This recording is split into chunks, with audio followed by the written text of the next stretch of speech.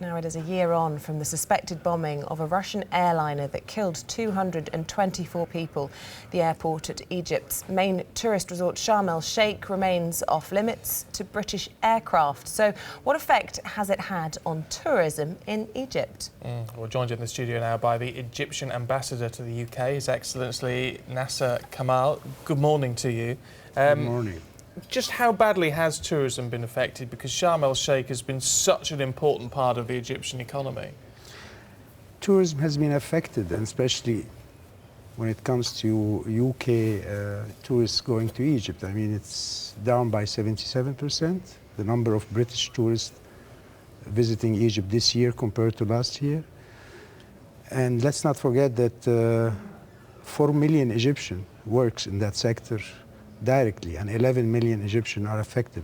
And so what impact is it? Are you seeing a very real impact on the ground then? There is an impact on the ground. Businesses are suffering, especially in that resort, because this is the one that has been very hard hit because of the flight ban imposed by the UK government. I mean, I've been to Sharm el-Sheikh. It's an absolutely fantastic resort. The coral reefs, I think, second in the world. I would say first. Yeah, I mean, many people would. I think a lot of people say the Great Barrier Reef in Australia is up there. Yes. An absolutely stunning resort. And as you say, lots of people travelling from all over Egypt to go and work there.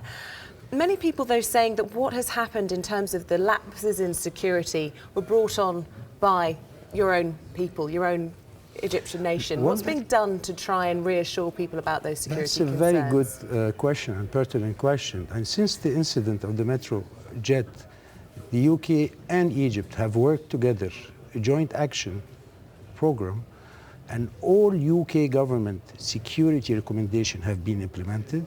Moreover, Egypt has contracted private security consulting like Control Risk, and on top of that, we have hired one of the leading British security firm, Hsd to train all the staff, not only in Sharm el-Sheikh, but in Cairo and all other Egyptian airports.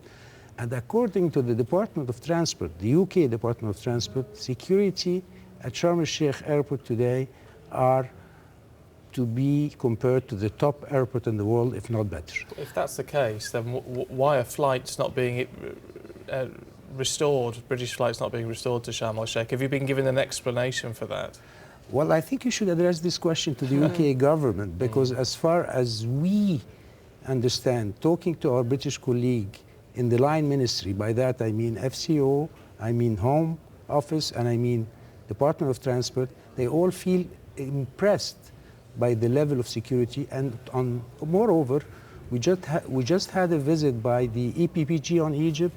Sir Gerald Howarth, who is the head of the Parliamentary Friendship Group, and his group were impressed by the measure, not only in the airport, because we have spent 26 million sterling pound in improving security in the resort itself, in the hotels, making the city much more secure than it used to be. Well, let's hope we can address those points to our government at some stage. Mr. Ambassador, thank you for your time this morning. Thank you. Thank you very much. Well, let us know what you think about that. It's the time we're heading back out to Sharm el-Sheikh. Actually, when the weather's like this, it seems very appealing, doesn't it? Got to be honest.